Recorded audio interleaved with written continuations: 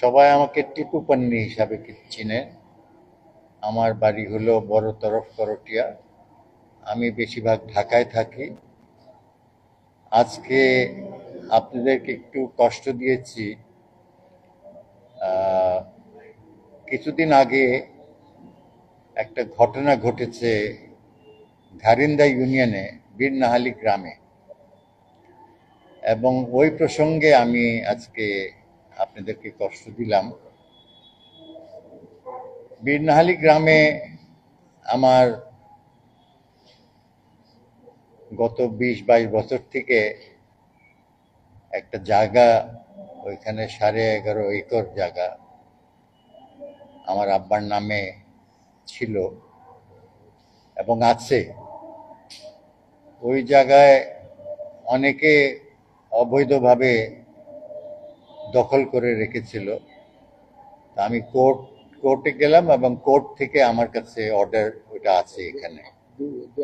আপনারা যদি চান আমি আপনাদেরকে কপি দিতে পারবো, এবং কোর্টের অর্ডারের বাইরেও আমাদের জায়গা আছে। তো ওইখানে জায়গা যখন মাপজোক করা হলো, তখন কিছু লোক এসে কিছু কাগজপত্র দেখাইলো, এগুলো সব ভুয়া কাগজ। তারপরেও আমি বলেছিলাম যে এখানে যদি কারোর জায়গা থাকে, আমি কারোর জায়গা নিতে আসিনি। কেন আপনারা জানেন, আমাদের প্রচুর জায়গা আছে সারা বাংলাদেশে। এই 11 একর আমার খুব একটা বড় ব্যাপার না। আমরা অনেক জায়গায় এখনো হাতি দেইনি।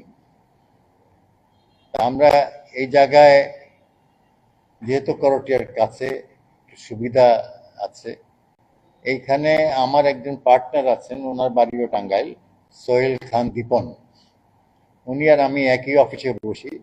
ওনাকে আমি এবং আমার বড় ভাই, ওনাকে আমরা দায়িত্ব দিচ্ছি আমাদের জমি জিরাত যে আছে বিভিন্ন জায়গায় বিভিন্ন ডিস্ট্রিক্টে, ওনাকে দায়িত্ব দিয়েছি। উনি কাগজপত্র বের করছেন, আস্তে আস্তে আমরা এটার উপরে কাজ করছি।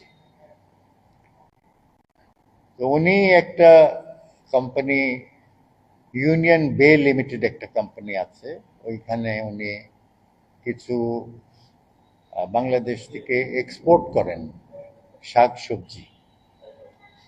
তো মালয়েশিয়া এবং থাইল্যান্ডে একটা সবজি আছে, এটা হলো গ্রিন একটা সবজি, যেটা প্রচুর চাহিদা, প্রচুর দাম, যেটা বাংলাদেশের মাটিতে হয়। ওইখানেও হয়, কিন্তু এত হবে না যত বাংলাদেশে হবে। এটা সালাদের জন্য কাজ হয়। তো ওইটা করার জন্য আমরা এই জমিতে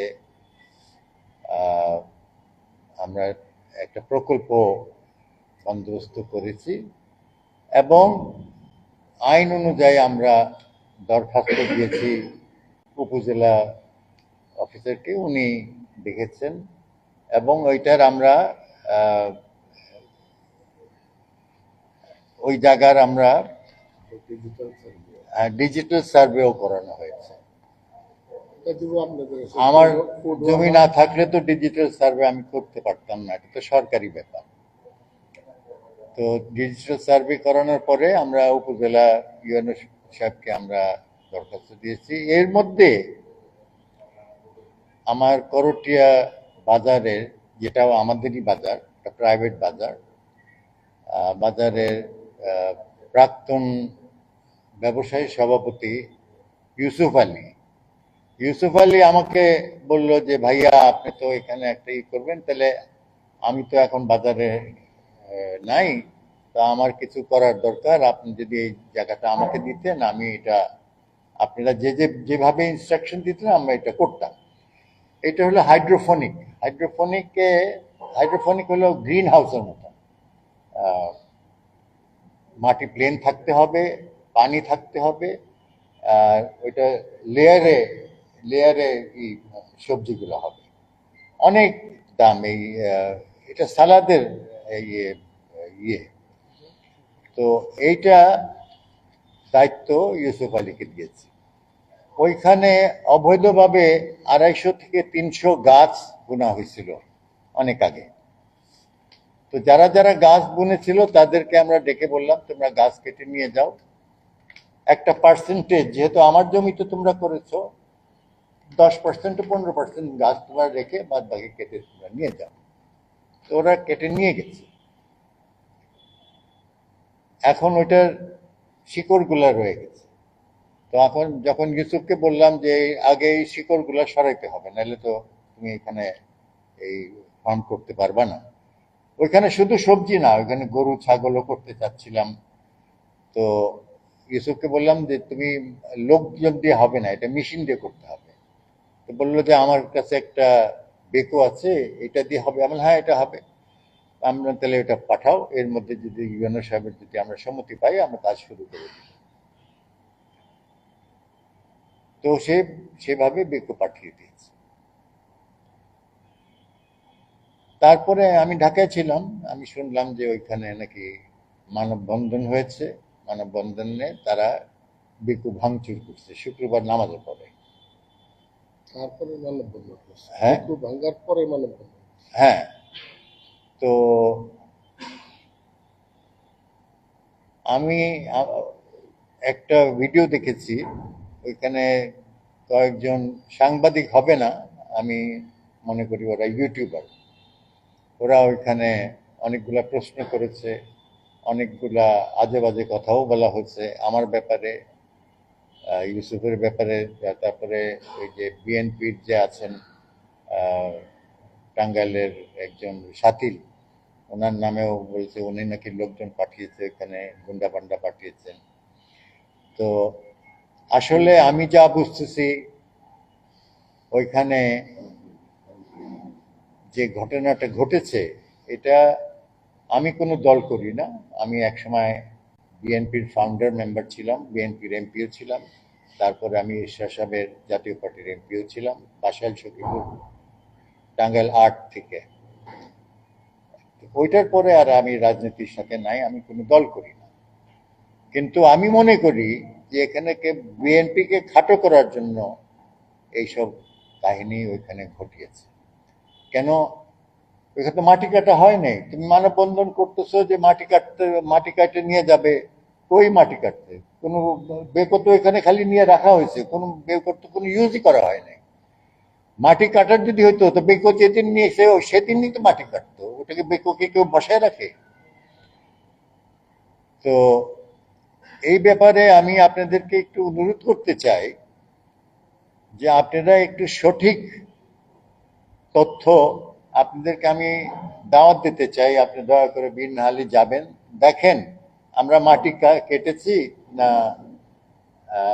আমরা অন্য কিছু করতে চাচ্ছি। ওইখানে অনেকদিন থেকে এই জায়গা কিন্তু ওইরকম করেছে। তারপরে এখানে প্রশ্ন উঠছে যে এখানে একটা ঘর কেন করা হয়েছে। আমার জায়গা, আমি ঘর করব না তো কি করব? আমি থাকি ঢাকায়, আমি আসি ওইখানে বসি, মাঝে মাঝে মেহমানদের দুপুরে খাওয়াই টাওয়াই। এসপি সাহেবও আসছেন, ডিআইজি সাহেবও আসছেন, আপনারা দেখে গেছেন জায়গা। অনেকে আবার ওইখানে কি বলে রিসোর্ট করতে চায়, নদীর পাড়ে রিসোর্ট করতে চায়। আমি আমাদের বর্তমান টাঙ্গাইলের মন্ত্রী সাহেবকেও বলেছি যে ওইখানে একটা জিও ব্যাগ এর একটু বন্দোবস্ত করে দাও প্লিজ, কারণ ওইখানে আমার ভেঙে যাচ্ছে এই জায়গায়। গত বছর জহিরুদ্দিন তালুকদার, যে এখন মাতবরি করতেছে এখানে, ও আমার জায়গা থেকে জমি কাটার কারণে আমার 400 ডিসিমাল জায়গা নদীর মধ্যে চলে গেছে। ও ওইখানে জায়গা কাটছে, এটার প্রমাণ আছে। ওকে পুলিশও নিয়ে গেছিল, আমি কিন্তু থানায় বলে ওকে ছেড়ে দাও, এটা আমার ভুল ছিল। জহিরুদ্দিন তালুকদার একটা বদমাইশ, এবং ওই যত কিছু কাণ্ড এখানে হচ্ছে সেই করাচ্ছে। এর মধ্যে আর কে ইনভলভ আছে আমি জানি না, যেহেতু আমি কোনো দলের সাথে সম্পৃক্ত না। কিন্তু আমি যা বুঝতেছি যে এখানে বিএনপিকে খাটো করার জন্য এটা করা হচ্ছে। আপনাদের কোনো প্রশ্ন থাকলে আপনারা করতে পারেন। এর মধ্যে একটু ইউসুফও কিছু বলতে চায়, ইউসুফ কিছু বলে তারপরে আপনারা যে সাংবাদিক ভাই ও বোনেরা, সবাইকে জানাই সালাম, আসসালামু আলাইকুম। আসলে ভাইজান থাকে ঢাকায়, অনেক কিছু সে গুছায় ওইভাবে বলতে পারে না।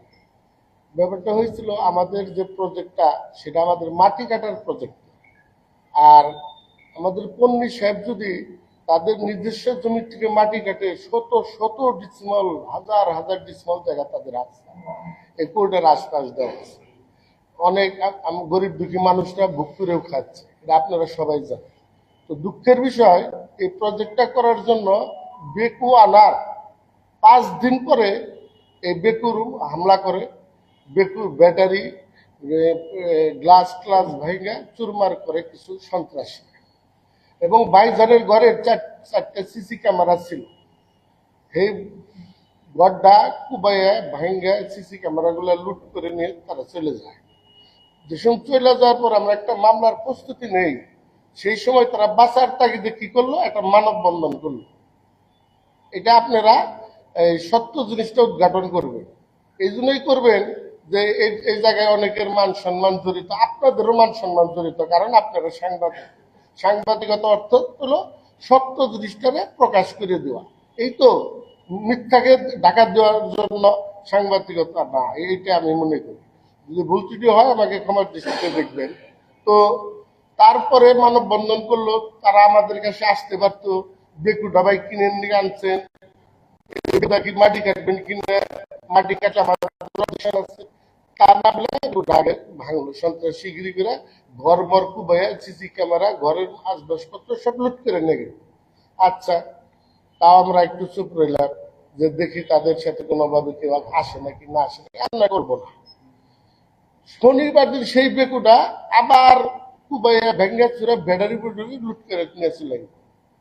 তো আমরা যদি মাটি কাটার উদ্দেশ্যে ওই জায়গায় বেকু আনতাম, বেকু আনার পরে যে জায়গায় বেকুটা নামছে, অবশ্যই ওই সময় থেকে মাটিটা কাইটা গাড়িতে ভরা সম্ভব ছিল।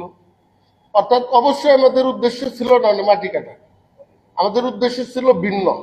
আর মাটি কাটার উদ্দেশ্য থাকলে আমরা নগদে শুরু করতাম, 4 দিন 5 দিন বেকুনে বসে রাখতাম, কারণ আমাদের ঢাকা থেকে একটা প্ল্যানিং এর একটা কাগজ আসার কথা ছিল, এই জন্য আমরা অপেক্ষা করছি। যাই হোক, আপনাদের কাছে করজোরে অনুরোধ, এখানে কোন রাজনৈতিক দলের কোন নেতা কর্মীরা অংশগ্রহণ নাই, এটা আমাদের পন্নী পরিবারের নিজস্ব একটা ব্যক্তিগত ফার্ম। তো আপনি আপনার জায়গায় যদি ফার্ম সৃষ্টি করতে না পারেন, আপনি আপনার জায়গায় যদি খামার বাড়ি সৃষ্টি না করতে পারেন, যে সমস্ত বাধা, এটা তো 100% এটা সন্ত্রাসী বাধা নাকি? কারণ আমরা কি করেছিলাম তাদের, যে তারা আমাদের বেকুর উপরে হামলা করলো, আমার ঘর ভেঙে দিল, কুবাইলো, সিসি ক্যামেরা, ঘর আসবাবপত্র লুট করে নিল। তারপরে আপনাদের জন্য আমরা কিছু ডকুমেন্টস আনছি, বাংলাদেশ সরকার হাইকোর্টের রায়, রেকর্ড, আর সিএস এবং বর্তমান ডিজিটাল সার্ভে, এই জিনিসগুলো আপনাদের কাছে আমরা দিয়ে যাব। আপনারা যেন সুন্দর সুষ্ঠুভাবে এই জিনিসগুলো প্রচারণা করে আমাদের মান ইজ্জতটা আপনারা রক্ষা করেন। আপনাদের প্রতি এইটুকুই দাবি আমাদের।